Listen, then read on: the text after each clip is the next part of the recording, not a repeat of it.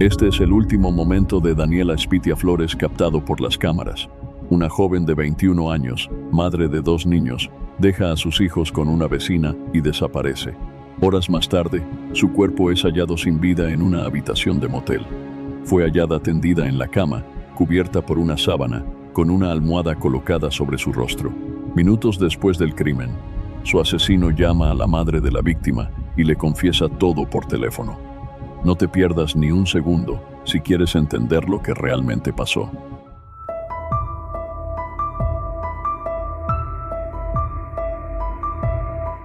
La tarde del 17 de agosto de 2020, el teléfono de la señora Jennings sonó sin aviso. No era su hija. Era la voz del hombre que ella más temía. Dahmer, el padre de sus 2 nietos. Y lo peor no fue lo que dijo, sino cómo lo dijo, con una calma que cortaba el aire. Ya maté a Daniela. A Jennings se le fue el cuerpo por un segundo. Gritó. Exigió saber dónde estaba él, dónde estaba su hija. Pero del otro lado, solo llegó una respiración pesada y después, el silencio. La llamada se cortó. Desde ese instante, la familia entró en modo supervivencia. Se aferraron a una idea, la única que les permitía seguir corriendo, que fuera una amenaza, que Daniela estuviera herida en algún lugar y todavía se pudiera llegar a tiempo. Buscaron en hospitales, fueron a estaciones de policía, llamaron a conocidos, preguntaron en cada punto posible, como si cada minuto pudiera cambiar el final, hasta que llegó el aviso que nadie quiere escuchar. Un agente llamó y le pidió a Jennings que fuera a la morgue para verificar un cuerpo sin identificar, hallado en un motel del centro de Barranquilla. En los registros, aquella joven era sin nombre, pero Jennings no necesitó leer nada. Frente a ella estaba el nombre que le había marcado la vida: Daniela Spitia Flores. Daniela Spitia Flores nació a finales de los 90 en Barranquilla, Colombia, una ciudad ruidosa y luminosa. Fue la cuarta de 5 hijos de Jennings Patricia Flores Pineda, una mujer fuerte que marcó su infancia, pero había un vacío del que casi no se hablaba. La identidad del padre nunca se hizo pública. Daniela creció en el barrio Villa del Carmen, un sector popular, compartiendo la vida diaria con sus 4 hermanos. De todos ellos, solo se conocen 2 nombres, Eduardo y Eliana.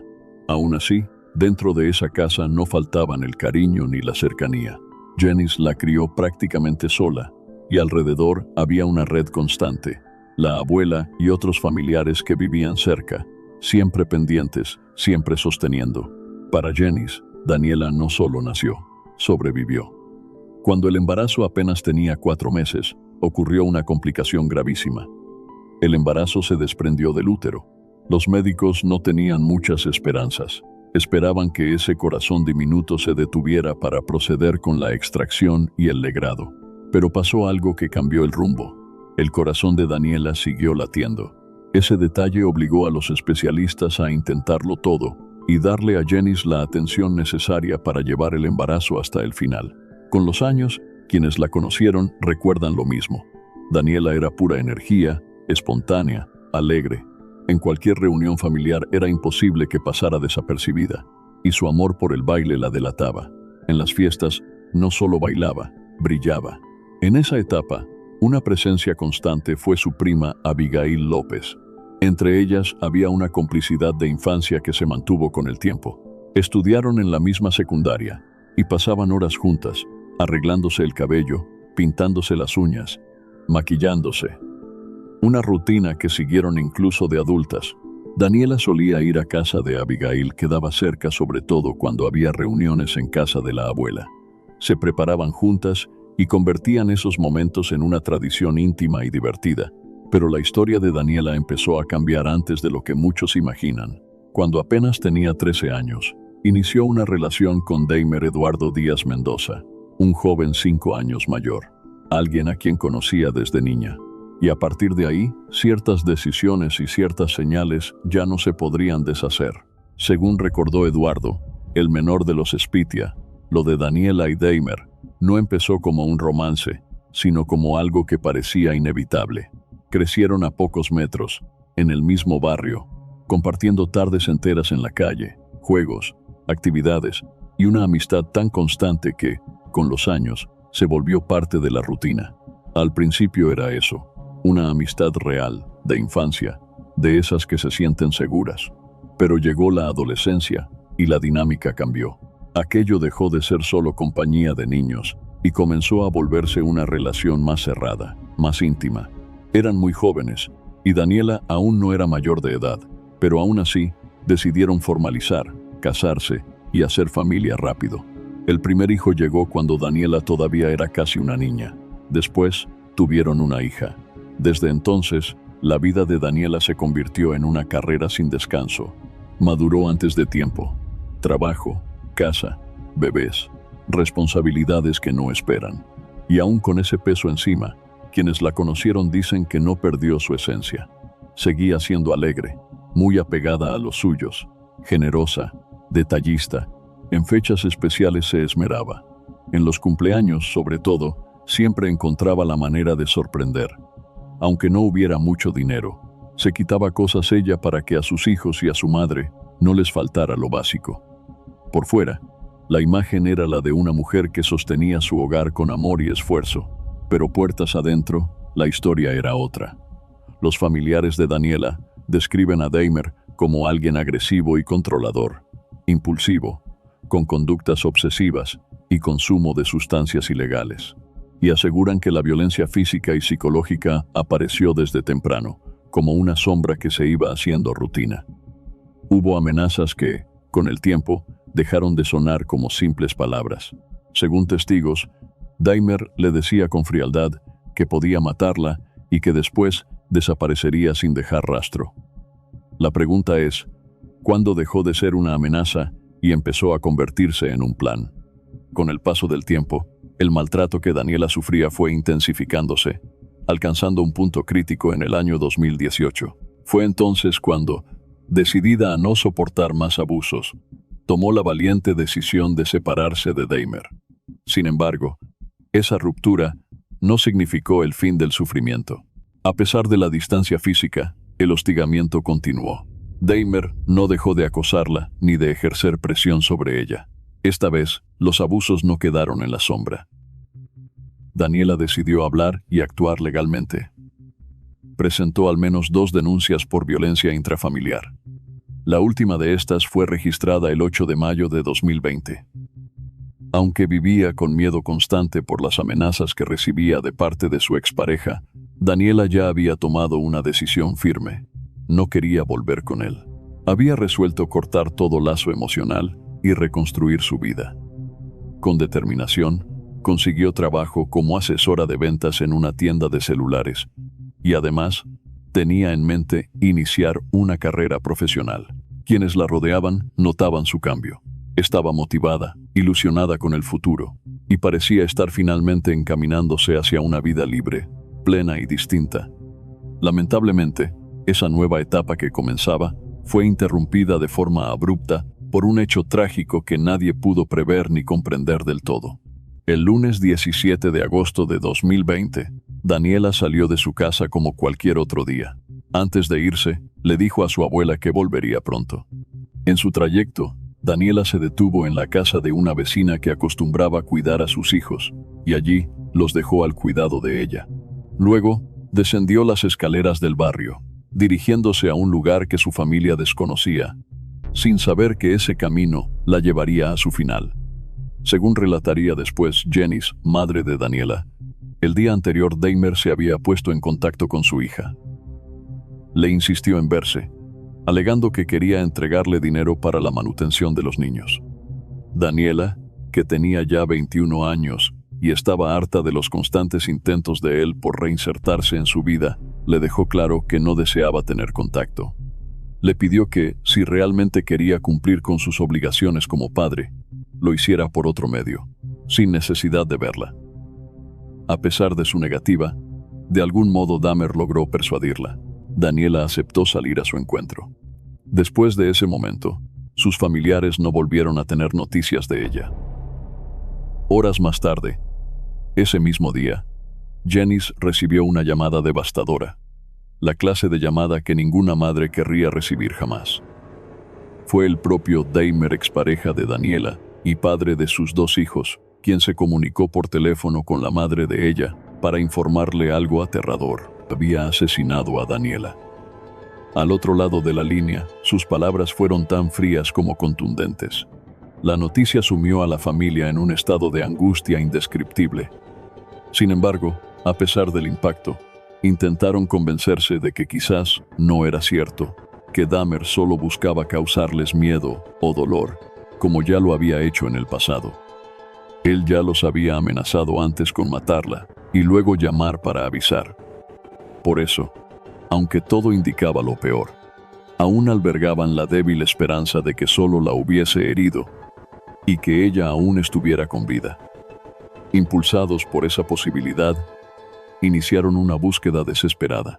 Recorrieron hospitales, clínicas y comisarías de toda Barranquilla, preguntando en cada lugar si había ingresado alguna mujer herida con las características de Daniela, pero ninguna pista los acercaba a ella. Esa esperanza frágil terminó por desvanecerse cuando un oficial de policía se puso en contacto con Jennings, la madre de Daniela. Le pidió que se acercara a la morgue de la ciudad, ya que horas antes había sido encontrado el cuerpo sin vida de una joven que coincidía con la descripción de su hija. El hallazgo se había producido en un motel del centro de Barranquilla. Allí, en una de las habitaciones, fue hallado el cuerpo de una mujer joven, sin documentos ni pertenencias personales. La registraron como ningún nombre. La confirmación fue devastadora. Se trataba de Daniela. El cadáver había sido encontrado cerca del mediodía por una empleada del motel, quien recordó haber visto llegar a la joven acompañada de un hombre unas horas antes. Según su testimonio, el comportamiento del sujeto despertó sospechas cuando lo vieron salir solo del lugar, llevando el bolso que ella traía consigo al ingresar. Antes de irse, cruzó algunas palabras con una de las trabajadoras de la recepción. Al ser consultado por su acompañante, él respondió con aparente naturalidad que la joven se estaba cambiando de ropa y que saldría en breve. Después de eso, se marchó apresuradamente. Con el paso del tiempo, al notar que la mujer no salía de la habitación y que no había señales de movimiento, el personal del motel comenzó a preocuparse. Subieron a revisar y, tras golpear varias veces la puerta sin obtener respuesta, decidieron abrirla. Lo que encontraron al otro lado los dejó horrorizados. Daniela fue encontrada sin signos vitales, recostada en la cama, cubierta con una sábana y con una almohada sobre el rostro. Presentaba una lesión grave en el pecho, posiblemente provocada con un objeto de vidrio roto que estaba cerca del lugar. De inmediato, el personal del motel dio aviso a las autoridades. La familia fue llamada para identificar el cuerpo, y la confirmación de que se trataba de Daniela cayó como un balde de agua helada. No hubo duda sobre quién había sido el responsable. Todos señalaron a Dahmer, su expareja, como el autor de ese acto brutal. Los empleados del hospedaje no solo confirmaron que fue él quien la acompañó al lugar, sino que también lo reconocieron sin titubeos. Sin embargo, lo que siguió dejó aún más consternación. A pesar de la gravedad del crimen, la respuesta de la policía fue lenta. Nadie fue detenido de inmediato, y ese vacío de acción generó una angustia profunda entre los seres queridos de Daniela. Amigos y familiares comenzaron a alzar la voz, pidiendo que las autoridades actuaran con urgencia para evitar que otra mujer pudiera correr la misma suerte. Eduardo, el hermano menor de Daniela, expresó con claridad lo que todos sentían. Dahmer era un hombre peligroso, y mientras siguiera libre, nadie estaba a salvo. La preocupación se intensificó cuando algunos medios locales informaron que, después del crimen, Dahmer había llamado a su propia familia para pedirles ropa y dinero. Con la intención de escapar, esa llamada habría sido hecha desde una tienda ubicada en el mismo barrio donde tanto él como Daniela vivieron. Vecinos que estaban en el lugar escucharon la conversación y no dudaron en informar a la familia de ella, preocupados por la posibilidad de que él pudiera fugarse sin enfrentar la justicia. El dolor que vivían los más cercanos a Daniela era indescriptible, pero lo más desgarrador era lo que ocurría con sus dos hijos pequeños. Janice, la madre de la joven, compartió con el corazón en la mano que la niña, de apenas 2 años, se negaba a comer. Aunque no entendía lo que pasaba, sentía el vacío. El hijo mayor, de 5 años, aún no había sido informado de la muerte de su madre, pero empezaba a notar que ella ya no estaba. Preguntaba, miraba, buscaba. El sepelio de Daniela se realizó 2 días después del hallazgo. Justo antes de la ceremonia, la familia notó que los parientes de Dahmer se habían marchado del barrio. Se habían ido sin decir palabra, desapareciendo por completo, como si quisieran borrar todo rastro. Ese hecho no hizo más que agravar la sensación de injusticia e impotencia entre los allegados de Daniela, quienes temían que su muerte. El asesinato de Daniela Espitia Flores no solo dejó una profunda herida en su familia, sino que también sacudió a toda la comunidad. La brutalidad del crimen generó una ola de indignación y dolor colectivo, que rápidamente se transformó en acción.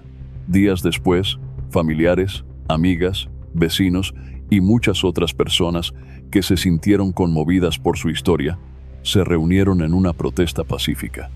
No llevaban odio, sino firmeza. Su mensaje era claro: justicia para Daniela y protección real para todas las mujeres. Durante la manifestación, se alzaron voces valientes que exigían que las autoridades actuaran con urgencia para capturar al responsable. También se pidió respeto por la memoria de Daniela, cuyo nombre no podía quedar reducido a una estadística más. Su hermano Eduardo, visiblemente afectado, explicó que no se trataba solo de pedir justicia para su hermana, sino de prevenir que otra mujer sufriera algo similar. Insistió en que es necesario que las instituciones acompañen de verdad a las víctimas de violencia doméstica, antes de que sea demasiado tarde. Aquella protesta se convirtió en un acto de unidad y solidaridad. Muchas mujeres, incluso sin haber conocido a Daniela, salieron a las calles con carteles, pañuelos y el corazón en la mano. Querían sentirse escuchadas, querían que el miedo dejara de ser parte de la vida cotidiana. A raíz de la presión social y mediática, la Policía Metropolitana y la Fiscalía General de la Nación se movilizaron. Ofrecieron una recompensa de 5 millones de pesos colombianos, poco más de $1.5, a quien pudiera aportar información que permitiera dar con el paradero de Dahmer, único sospechoso del crimen. Sin embargo, y pese a la gravedad del caso, la orden oficial de captura no se expidió sino hasta varios días después del hallazgo del cuerpo de Daniela. Mientras tanto, las autoridades comenzaron a reunir pruebas. Recogieron testimonios de sus seres queridos y accedieron a las grabaciones de cámaras de seguridad, tanto del motel como de casas y negocios cercanos, con el objetivo de reconstruir los últimos movimientos de Daniela y rastrear los pasos del agresor. Las imágenes del establecimiento fueron clave. Se veía con claridad a la joven y a Dahmer, bajando de un taxi, entrando juntos al lugar. Luego, se observaba cómo permanecían unos minutos en recepción, hablando con una trabajadora del sitio, antes de recibir la llave de una habitación. El cuarto fue asignado al azar, y tristemente, estaba ubicado al fondo del pasillo, lejos de la vista de otros huéspedes o empleados. Aproximadamente 1 hora después, las cámaras registraron la salida de Dahmer, solo. Con esta evidencia en su poder, las autoridades intensificaron su búsqueda. Se emitió una alerta por la Red Policial Nacional, con la esperanza de que aún se encontrara dentro del país y pudieran detenerlo antes de que desapareciera sin dejar rastro. La captura de Dahmer no se concretó sino hasta el 6 de septiembre de 2020. Casi 3 semanas después del asesinato de Daniela, fue detenido en Bogotá, sorprendido por la policía mientras intentaba cometer un robo. Su presencia en la capital del país coincidió con la reapertura del transporte terrestre y los vuelos nacionales, tras las restricciones impuestas por la pandemia de COVID-19. A pesar de que existía una orden de captura activa en su contra, aún se desconoce cómo logró desplazarse hasta Bogotá sin ser detectado lo que dejó a muchos con una sensación de incertidumbre y desconfianza hacia los mecanismos de control. Al momento del arresto, Dahmer intentó engañar a las autoridades mostrando un documento de identidad que, tras ser verificado, resultó ser falso. Según explicó el comandante operativo de la Policía Metropolitana de Bogotá, el sospechoso había modificado no solo su nombre, sino también su apariencia física, con el objetivo claro de evitar ser reconocido. Sin embargo, los oficiales no se dejaron engañar. Mediante el cotejo de sus huellas dactilares, lograron confirmar su verdadera identidad sin lugar a dudas. Posteriormente, durante una audiencia virtual, además del delito de feminicidio agravado por el asesinato de Daniela, se le imputaron otros 2 cargos: hurto y falsificación de documento público. A pesar de todas las pruebas reunidas en su contra, incluyendo las grabaciones de cámaras de seguridad que lo mostraban acompañando a Daniela el día del crimen, Dahmer no aceptó su responsabilidad. Su negativa solo aumentó la rabia y el dolor de la familia Espitia. Janice, la madre de Daniela, fue contundente. Expresó públicamente su deseo de que se hiciera justicia de manera firme y sin contemplaciones. Pidió que se aplicara la ley con todo el peso posible y recalcó que lo más importante para la familia era que Dahmer fuera trasladado a Barranquilla para enfrentar allí las consecuencias de sus actos. Para ella, no se trataba solo de castigo, sino de dignidad, de cerrar una herida abierta, de proteger a otros. También dejaron en claro que lo que esperaban del proceso judicial no era venganza, sino verdad y justicia, que él asumiera lo que había hecho y que respondiera, no solo ante las autoridades, sino ante los hijos que dejó sin madre y ante una familia marcada para siempre. El proceso avanzó con rapidez. Dahmer, finalmente, llegó a un preacuerdo con la fiscalía, lo que evitó que el caso se llevara a juicio oral. Aunque en las primeras audiencias ante el juez de control de garantías, Dahmer Eduardo Díaz Mendoza, se había negado a aceptar los cargos en su contra, las pruebas recolectadas por la fiscalía fueron tan contundentes que, con el tiempo, no tuvo más opción que admitir su responsabilidad. El material probatorio incluía grabaciones de cámaras de seguridad, el testimonio de trabajadores del motel, las declaraciones de los familiares de Daniela y otros elementos clave que dejaban muy poco margen de duda.